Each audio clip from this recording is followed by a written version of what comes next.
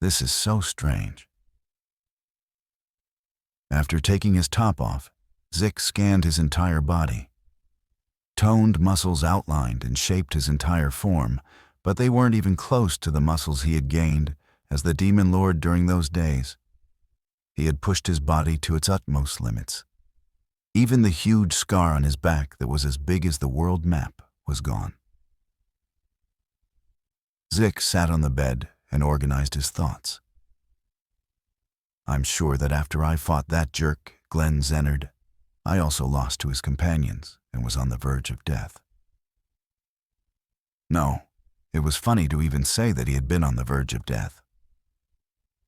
His body had been split into two, while his neck was sliced off. So it was more accurate to say that he had died. But I'm alive and well.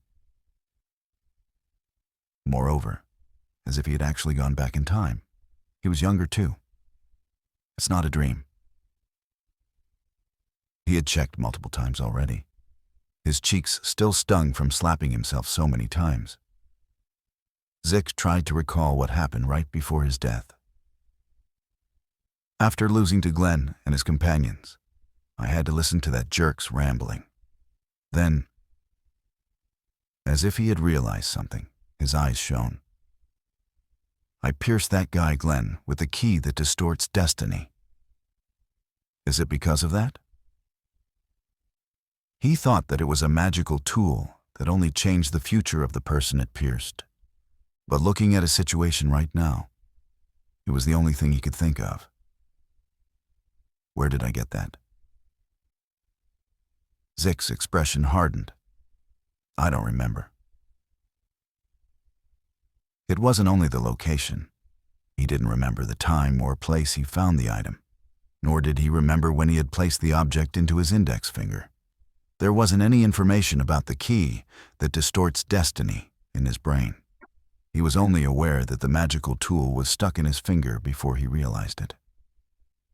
No, let's calm down, Zik more. Maybe I just forgot. Zik forgot small details easily. Maybe that was why he couldn't recall anything about the item. But what if someone altered my memories? Zik stared at his index finger, which used to hold the key that distorts destiny. For now, I should find out more about this key. He had a goal now. And with this decision, his seriousness completely disappeared. What should I do from now on? I can't live the rest of my life searching for information about a magical tool. Zik didn't want to put all of his efforts into finding traces of an item without any clues. He needed another goal. He liked the idea of following a bloody path as the Demon Lord liked before. But he also liked the idea of living a completely different life. After all, wasn't this an unexpected second chance at life? It will be my loss if I don't enjoy this. Zik thought hard. He felt that he needed to figure out what period he was in first. Let me see. If I think about my surroundings, it seems like I haven't left my family yet. In contrast to his wild nature, Zik was surprisingly from an aristocratic family, and a pretty noble one at that. Moore was the last name that he had given to himself, and his original family name was Steelwall. Matching their name, the Steelwall family had protected the kingdom like an impregnable fortress for a long time. Since I am the eldest son, maybe it wouldn't be too bad to inherit the family's name. In the past, he left his family to wander around the world. Furthermore, he only pursued power to the extent that he gained the title Demon Lord of Strength. But this time, Zik thought it wouldn't be so bad to succeed as the next heir of his family and act like a noble. What was my reason for leaving? It was at that moment. Crick. The door opened without a knock. Disturbed from his thoughts, Zik scowled and stared at the person who came in. can they just barge into the room of the eldest son of a noble family like this? Although Zich had abandoned all noble manners and etiquette since he left his family, he knew at least this much. Is it my parent or sibling? He was surprised to see that the man who had barged into his room looked like a servant. He must be a servant, right? Zich thought he might have been mistaken, but the man was definitely wearing servant clothing. The servant stared at Zich. Surprisingly, the servant scowled at him, and Zich became speechless. A servant had scowled while looking at a noble. "You are still in your room, sir." Thankfully, he still uses honorifics. Because he was so rude, Zich thought that the servant would also speak to him informally. Zich also wondered if he should be thankful for something like this. "You are usually out early in the morning. Have you given up on that now too? I don't think you are in the position to be lazy." Is he mocking me? There can't be any hidden meanings behind his words, right? The situation was so ridiculous that Zich started thinking about all kinds of things. Ha! Zich let out a forced laugh, and he beckoned the servant to come forward with his finger. The servant's expression worsened, but Zich continued to gesture while smiling. Thus, the servant unwittingly walked to his side. "What is it?" The servant acted like he had walked up to Zich out of pity, even though he didn't have to. But Zich's smile grew wider. Then, he got out of bed with much care. It was as if a mountain was rising. That was how enormous his physique was.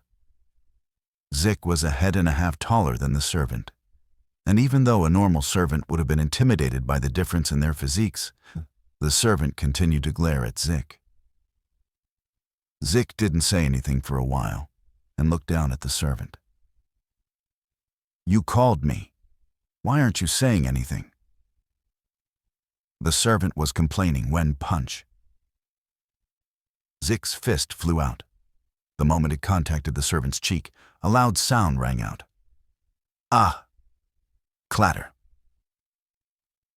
Like a paper doll flying in the wind, the servant's body flew out and collided against a small, luxurious-looking shelf. He made a loud cry as the shelf fell, and the servant toppled over like a garbage bag. "Ah!" The servant squirmed on the ground in pain. Along with a few perfectly white teeth, blood dripped out his mouth, and his cheeks instantly swelled up. "Wah wath are yaw?" With tears flowing out of his eyes, the servant glared at Zich and struggled to speak. It seemed like he was trying to say, "What are you doing?" But because his pronunciation was off, it was hard to tell. Zich approached the fallen servant. With this movement, the servant, who had been glaring at Zich with a childish rage, backed off for a moment.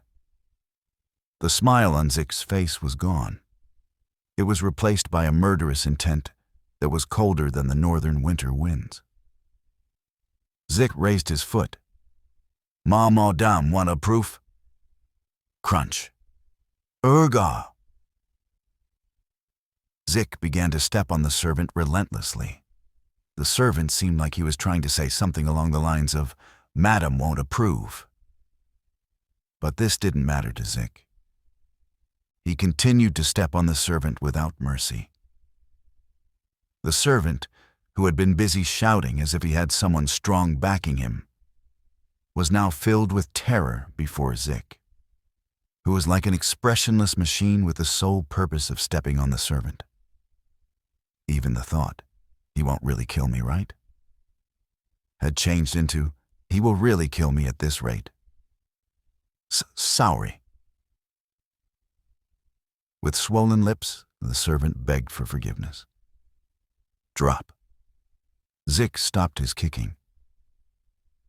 As if he saw a rope fall down from the sky while the world was ending, the servant hurriedly bowed to the ground. He was so low to the ground that it seemed like he was stuck to the floor. "Sorry, I was wrong." He urgently begged for forgiveness as tears and snot ran down his face. Zik let down the raised foot. "Have you figured out your place?" The servant nodded senselessly, and Zik laughed in satisfaction. "Since today is a good day and I got younger, I should stop here." Zik thought he should forgive the servant at this point, but slam. What happened? The person who slammed the door open completely changed Zik's mind. Zik saw a man with a uniform and a sword hanging at his waist. A knight. The man seemed like he would at least be a bodyguard for the family. Since he looked quite young, Zik predicted the man must have been called a genius a couple of times in his life. Did he come because of the screaming? The knight darted his eyes back and forth from Zik to the servant and frowned. "Knight Babwiner." As if Biner was his savior, the servant crawled towards him. "What happened?" Biner asked the servant, attached to his leg. "Thought guy." "That guy?" Zik's eyebrows twitched. The servant was begging for mercy like a bug just a moment ago. But now that he had somebody to lean on, he was cocky again. Zik made his way towards the servant once more. "Eck." The servant hurriedly hid behind the knight. "Chuck." Biner's hands blocked Zik from moving forward.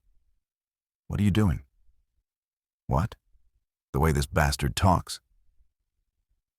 He was definitely the family's knight, but he showed no respect for the family's eldest son. Instead, he even showed a slight contempt for Zik. "Move." I asked what you're doing. "Are you asking me what I'm doing? Didn't you hear that bastard say that guy to me?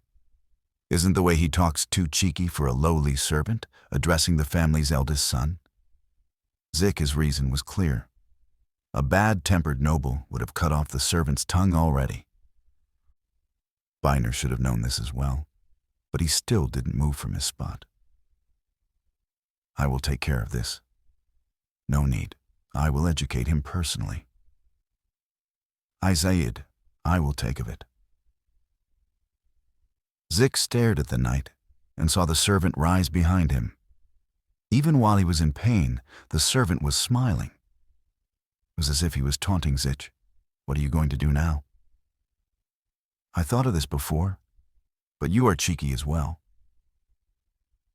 Biner smirked and said, "What are you going to do about that?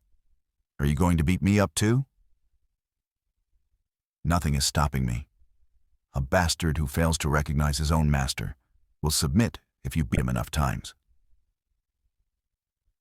Biner looked at Zik with scorn and thought, since he seemed like he knew his place and stayed quiet, I was lenient on him. Did he decide to just do whatever he wants now? And where did he learn to talk so vulgarly? He really isn't fit to be the next heir. "Then go ahead." Biner stepped forward as if he was encouraging Zik to take the first punch. Wish. Zik flung out his fist. Biner flinched. He didn't think that Zik would actually hit him, but he had also not become a knight by pure luck. Biner bent his back and avoided Zik's punch. That was pretty good. Biner knew that Zik regularly kept his body in shape, but even with that, Zik's punches were too fierce. But it's not enough. Zik wasn't strong enough to beat a knight like him yet. I should use this chance to put him in his place. When Zik put his fist out, Biner used that chance to aim for Zik's stomach. But Zik twisted his feet and escaped Biner's attack. Bam! After rolling in a circle, Zik lifted his body up next to the bed. The distance between them widened, but Biner had no intention to end this scuffle easily. He swung his fist at Zik, who had now been trying to get up. Biner planned to end this fight, with a light smack on Zik's face. Flap. Byner's view became covered in white. What? It was a blanket. With his hands, Byner swiftly flicked the blanket that was about to cover him. But by the time his view was clear, there was nobody in front of him.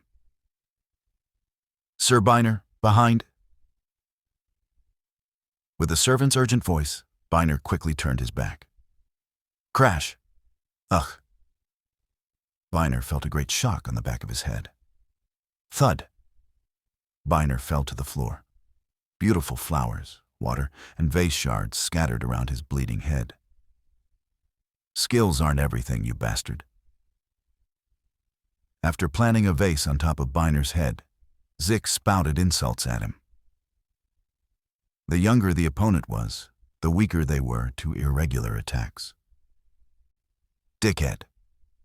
Did you think I was crazy enough to fight you fair and square?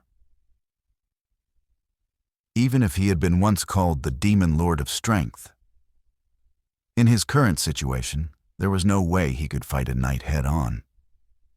He wasn't even used to his current body yet. But still, the memories and experiences he had gained as the Demon Lord of Strength were still inside of him. After overcoming countless battles and experiences, it was easy for Zik to knock down a young knight who hadn't even pulled out his sword yet. Since he is unconscious, I should step on him later. Zik shifted his attention back to the servant. The servant's swollen face was full of fear. Weren't you happy when your guardian angel showed up? But what are you going to do now that he looks like that? Have mercy. Don't worry, I won't kill you. Zik raised his feet again. Then, suddenly, he remembered what Glenn Zennard had said to him. If you are born again, I pray that you will be someone who does good. Okay, I will do that starting from tomorrow. And for a long while after that, a servant's screams filled up Zik's entire room until another knight finally came running into the room after hearing the commotion.